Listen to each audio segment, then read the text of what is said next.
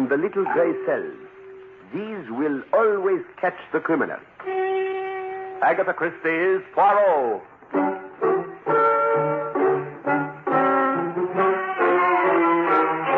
From the thrill-packed pages of Agatha Christie's unforgettable stories of corpses, clues, and crime, Mutual now brings you, complete with bowler hat and magnificent mustache, your favorite detective, Hercule Poirot, starring Harold Huber in The Deadest Man in the World.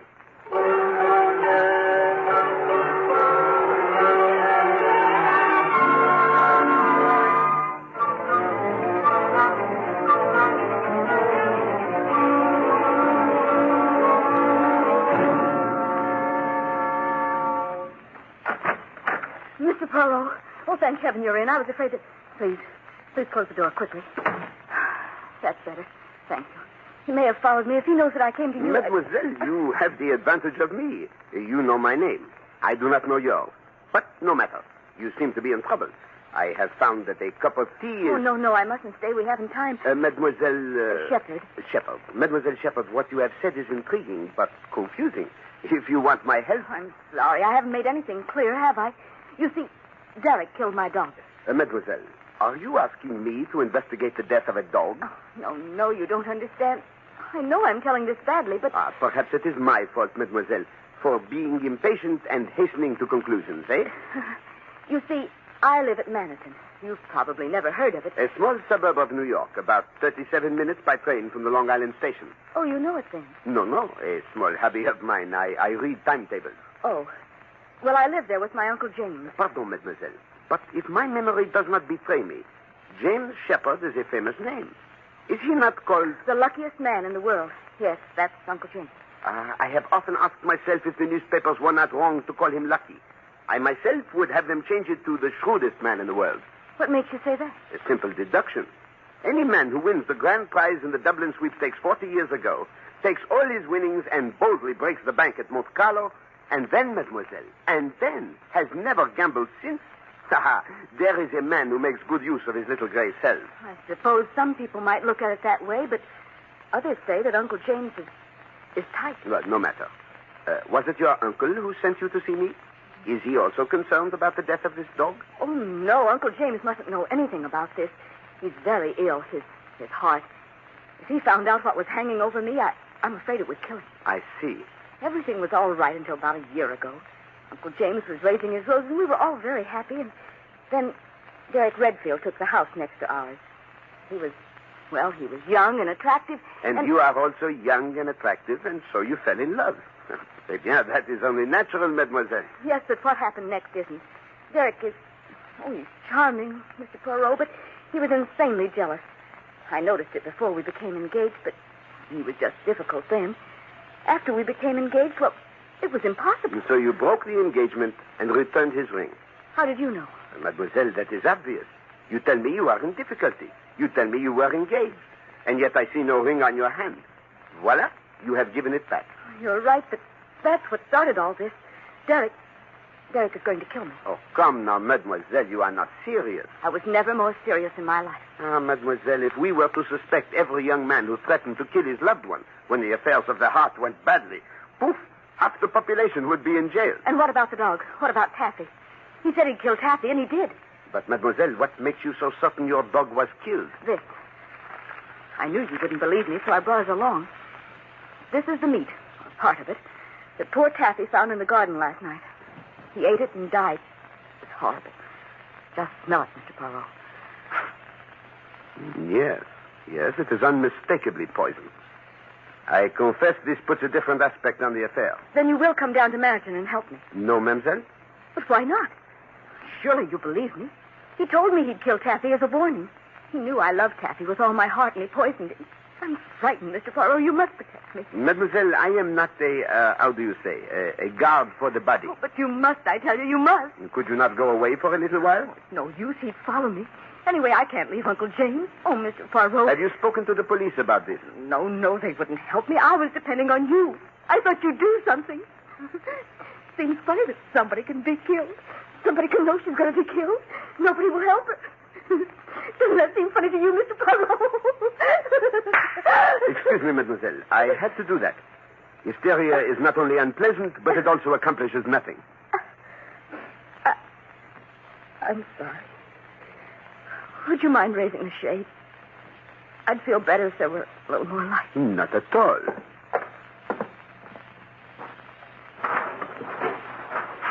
Voilà.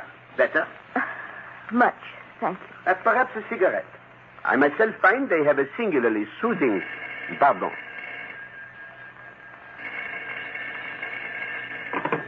Hello, hello? Mr. Hercule Poirot, Speaking? this is a warning. If you know what's good for you, stay away from Elaine Shepard. Who is this? Mademoiselle, Hercule Poirot has changed his mind. You may expect me at Manaton this evening. Oh, thank you. Thank you, Mr. Poirot. No thanks, mademoiselle. I do not like people who kill dogs, and above all, I do not like to be threatened.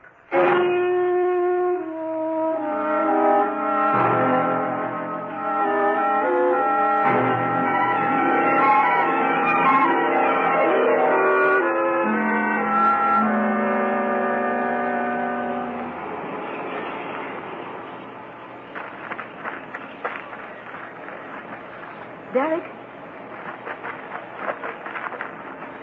Derek? Elaine, here. This way. Derek. Oh, Derek, my darling. Anybody see you? Not a soul. I left the house the back way. You know no one ever comes here. Oh, Derek, why couldn't you come back with me on the train? Are you crazy? We mustn't be seen together now. That'd ruin everything. Just when we have it all in our grasp. All right, darling. You know best. Everything went just as you said it would. I was afraid you wouldn't see him pull up the shade. I knew he might prove difficult, but I was positive that phone call would get him. The clever Monsieur Poirot. He'll be here this evening. Sure, just the way I figured it. The servants will be out tonight, and the luckiest man in the world will soon be the deadest man in the world. And we'll have the money. What about Anne? Well, he probably left her a few thousand, but what's the difference to us? We can afford to be generous. There's millions there. But Anne's his adopted daughter. He's terribly fond of her. Yes, I know, but Anne's only 7 years old, and you're his niece, his own flesh and blood. You'll see. He's left practically all of it to you. Yes. I hope you're right, Derek. What's the matter? I know we've been thinking about this for a long time, Derek, but the doctors did say that Uncle James doesn't have long to live. Couldn't we... No. We've been waiting a year now, and his luck's still holding. We might go on waiting for another 10. You don't want that, do you? No, but... We want that money now, Elaine. Now, when we're young enough to enjoy it. Oh, Derek, are you sure nothing can go wrong? There isn't a chance in the world for anything to go wrong. Unless you slipped up somewhere today. I did everything you told me to, only... Only what? Oh, I don't know. Ah, you're just nervous. Perot's coming down, isn't he? Yes. Then that means he's fooled. I've got everything all set. You know what you have to do when you get back to the house, huh? I know. I've been through it a million times. That's it, girl. When Monsieur Poirot arrives to stop me from killing you, we'll make him an accessory to another murder.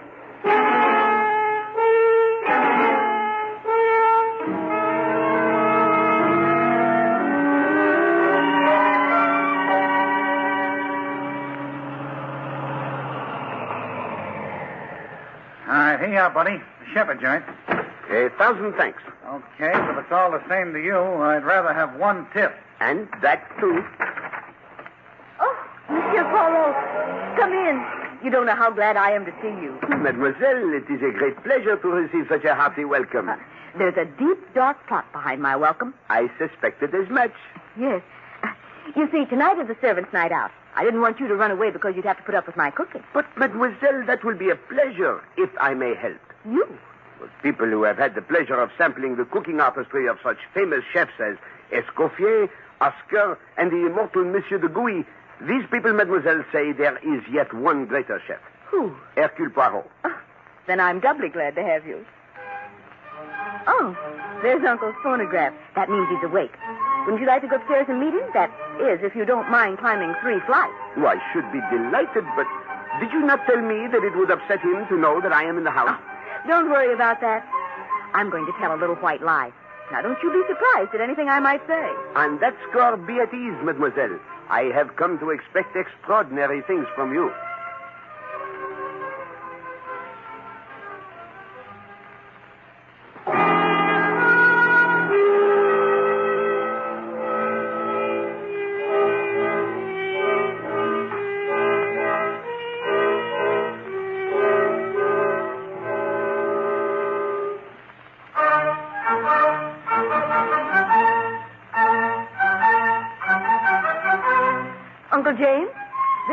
Poirot. Mr. Poirot, my Uncle James. I've heard of you, Mr. Poirot.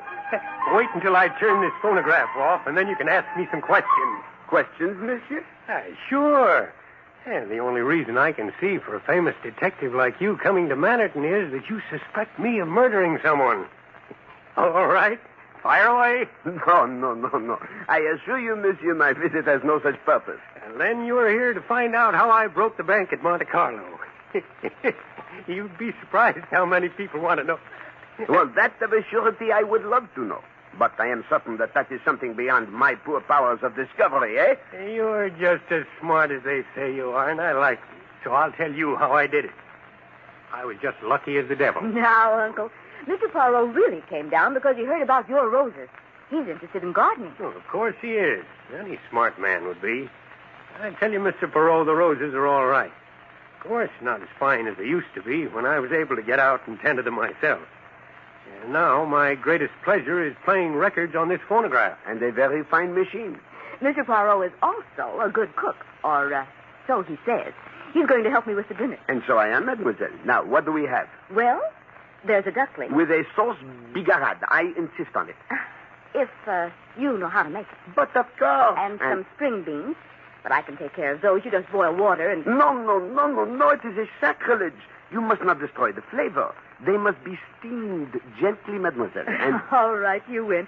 Come along and show me. I will indeed, mademoiselle. Directly after I have my bath, I will make a sauce bigarade that would make Escoffier himself jealous.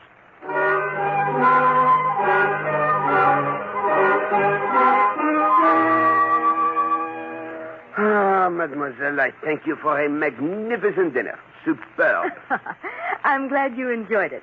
And the sauce bigarade? A masterpiece. I have never prepared it better.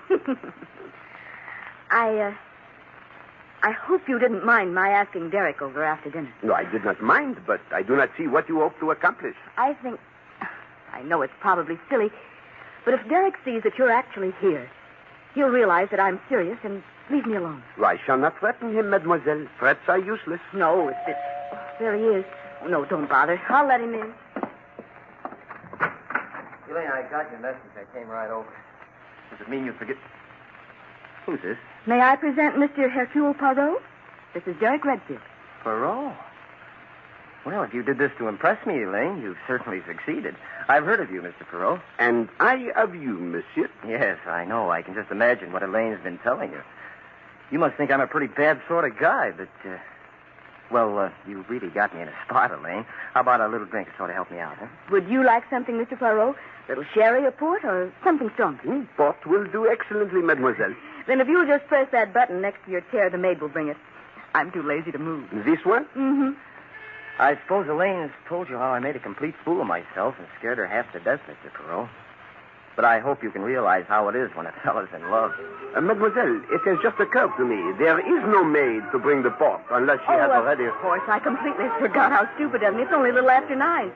Servants won't be back until 11. I'll get it. Hey, what did you ask me over for? To ignore me? I was hoping that maybe we could straighten everything out tonight. I'll tell you exactly why I called you when I come back. The danse macabre, eh? Monsieur Shepard seems to have a rather morbid taste in music. Look, Mr. Poirot, you can ask me any questions you like, but I've got to convince you that I don't mean any harm to Elaine. Tell me, monsieur, you did kill her dog? Well, yes. Here we are. I hope you'll find the port to your liking, Mr. Poirot.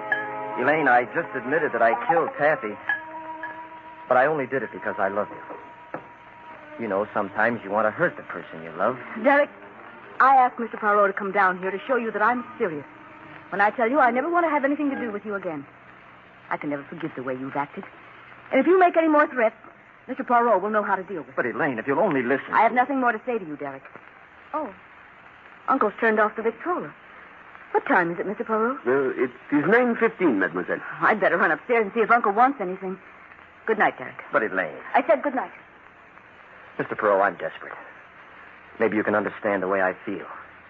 Would you talk to her and put in a good word for me? I am afraid, monsieur, that I would find it slightly ridiculous for me to plead the suit of a man who terrifies a lady to such a degree that she seeks my services to protect herself from him. But I... Sacre bleu! Mademoiselle! Mademoiselle! It's Uncle James.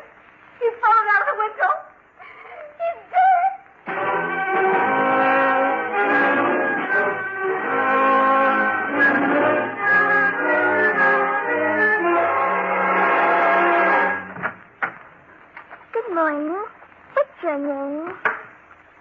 Poirot. And yours, my little one? Your name is funnier than mine. I'm Anne Shepard. Ah, then you are the sister of Mademoiselle Elaine. Oh, no, Elaine's my cousin. Not really, because I'm adopted. Ah, yes, I see. Your father was... Do you think Daddy will be away long? He told me this morning that he went away. As to that, I could not say, but... How did your mustache get to grow so long? Daddy has a mustache, but not one like that. Ah, ma petite, very few men have. How long have you been living with your daddy? Oh, a long, long time. But you haven't told me whether your mustache is real. I assure you, my little one, it is real. Just like your hair. Oh, you have to brush your mustache then like I have to with my hair? Oh, yes, indeed. One has to take care of a mustache, you know. Could you show me how you brush it now? I would like to, ma petite, but I have not the time. What is ma petite? It is French. It means my little one. When Daddy comes back, I think I'm going to learn French. You love your daddy, eh? I should say so. Are you going to live with us now? Perhaps for a little while. How long? I do not know. It depends, you see, my little one. Why? Is it because of the noise last night? Dis donc, do you like fairy tales? Oh, yes. Sometimes I tell them to myself. Go for a walk in the woods and I make them up. Oh, but how that is nice, eh? Perhaps you would tell me one sometime, eh? Oh, no, I'd rather have you tell me one. I like you. And I like you, my little one. Can you tell me the story about the Snow Queen? Oh, alas, that is a fairy tale I do not know. But I will tell you another one. Once upon a time, there was a great, big forest. And in this forest, there lived a very little girl. Now I've seen everything. Inspector Stevens, do you know Mademoiselle Anne Shepard? Well, hello, little girl. Hello. He was telling me a fairy tale. I heard him. But would you do me a favor and leave me alone with Mr. Poirot for a little while? All right. If he promises to finish the story. I promise. Bye. Don't forget your promise. No, Poirot. There doesn't seem to be any trouble about this one. No. The coroner, he has ascertained the cause of death? No question about that. He died from a fall out of his bedroom window onto those jagged rocks while you and Miss Shepard and Mr. Redfield were down here in this room. Are you quite certain, my friend? You told me neither of them left the room. Well, Mademoiselle left to bring some wine, but she did not have sufficient time to run up 3 flights of stairs. And he was wearing a wristwatch, which was pretty well smashed up. The hands had stopped at 9:15. There was a medicine bottle and a spoon on the floor near the window. Now, what I figure is that he must have felt sick, got up, tried to get the medicine, and he fell out of the French windows. Perhaps. Yeah. What do you mean, perhaps? Me, I have an idea it was no accident. You mean you... Yes, my friend. Murder. What? Murder? A particularly vicious and carefully planned murder. Do you know who did it? I think so. Well, what are we waiting for, Poirot? Let's get going. Gently, my friend, gently. I think it was murder. I even think I know how it was done. But alas, I could not prove it. The murderers would get clear away in a court of law. And you mean you're going to let them get away with it? No, that I will most certainly not allow. But we must annoy them, Stevens. That's the first time I've ever heard of annoying murderers. I generally arrest them. I do not like murderers, my friend. And when we arrest these, we will make certain they are not set free. Ah, the little gray cells, Stevens. The little gray cells have found a way. What do you mean? Murder breeds murder, my friend. And a murderer always repeats. If he poisons once, he poisons again. If he stabs once, he stabs again. If there is an accident once, there is an accident again. What are you going to do about it? Me, I shall help to create an accident. I am going to telephone a lawyer.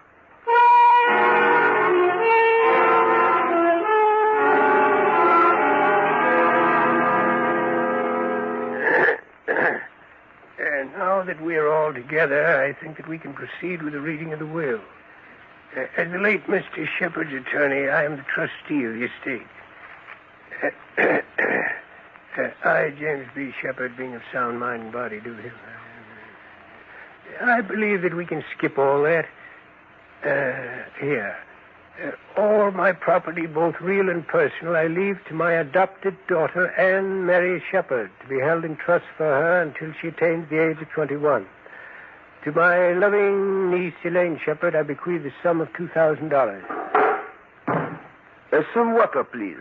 It appears Mademoiselle Shepherd has fainted.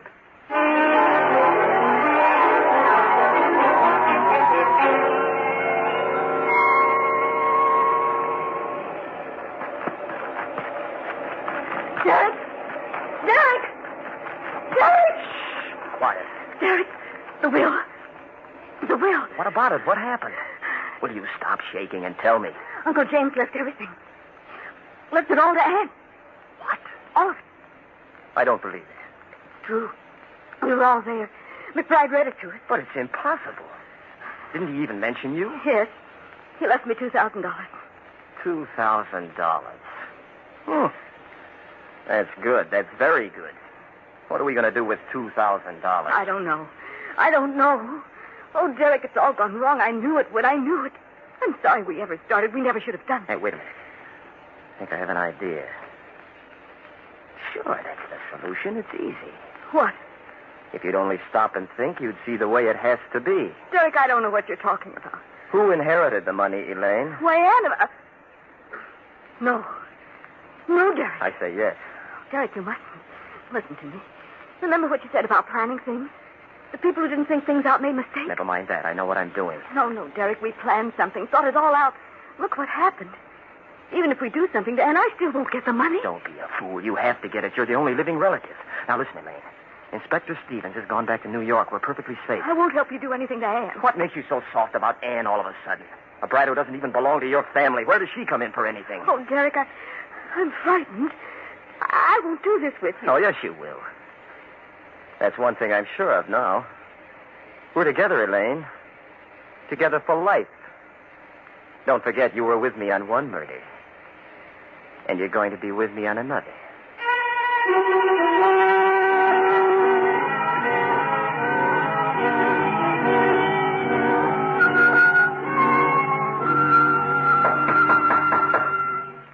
Come in. Mademoiselle, I have come to say goodbye. My train leaves within 10 minutes. Oh, yes. This has been so dreadful. I hardly know what to say to you. Such a terrible accident. If you'll send me your bill... No, mademoiselle. You owe me nothing. That's very kind of you. Of course, now I'm afraid I shall have to get used to economizing. Mademoiselle, before I go, is there anything you would like to tell me? Tell you? Why, no, I can't think of anything. You are no longer afraid of Monsieur Redfield? To tell you the truth, I've had so many things to think about. I haven't even given Derek... Well, he hasn't entered my mind. What are your plans? What? Do you intend to stay on here with Mademoiselle Anne? What? I hadn't considered it. I don't know. She is a very charming child.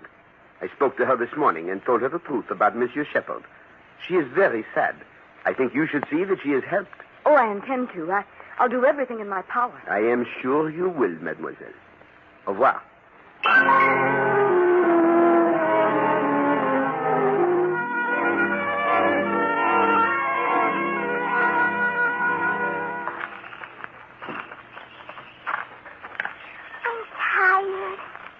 Walk much more, Elaine. Oh, you've got to grow up to be big and strong.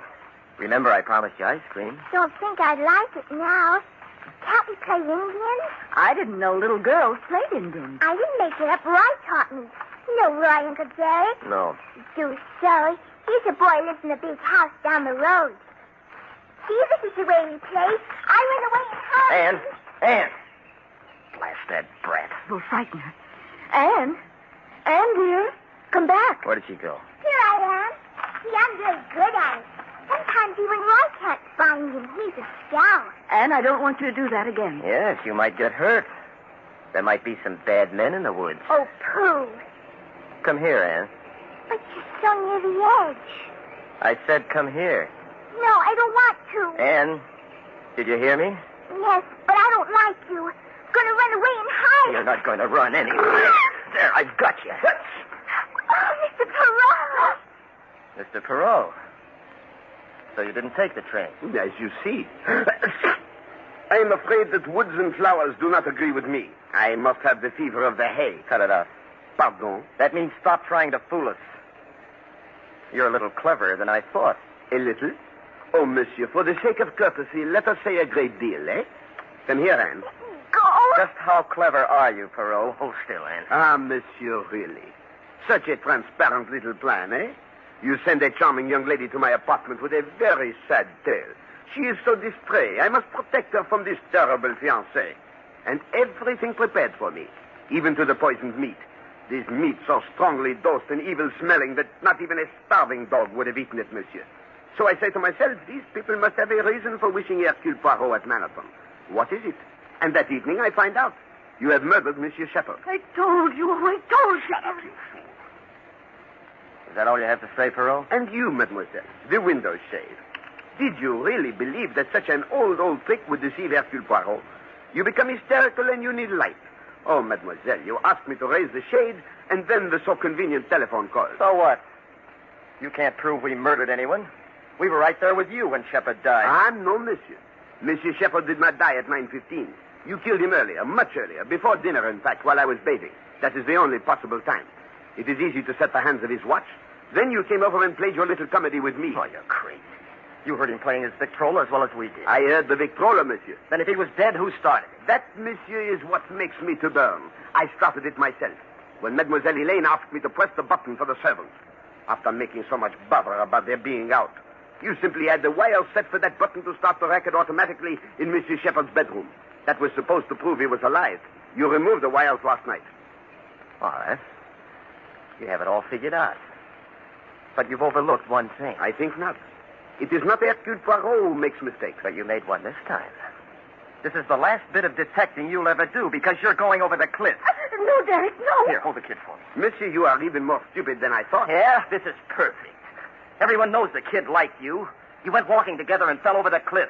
Those shoes of yours weren't made for the country. Another accident. I think not. Give me the chance, mademoiselle. This is it. All right, Inspector. I believe you've heard enough. There we are, Redfield. You haven't a chance. Oh, you little smart aleck. You'd never have proved a thing if the will hadn't left all that money to that brat. You couldn't have proved it. Precisely, monsieur. That is why I induced the lawyer to read a false will. The real one left everything to Mademoiselle Elaine.